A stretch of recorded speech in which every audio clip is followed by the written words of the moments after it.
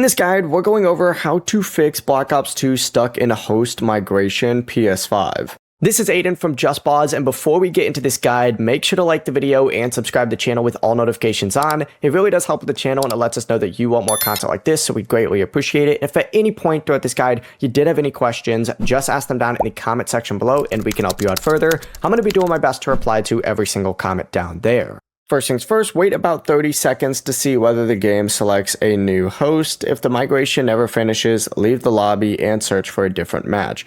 If it keeps happening, go ahead and close Black Ops 2, and you need to restart your PS5 and also power cycle your modem and router.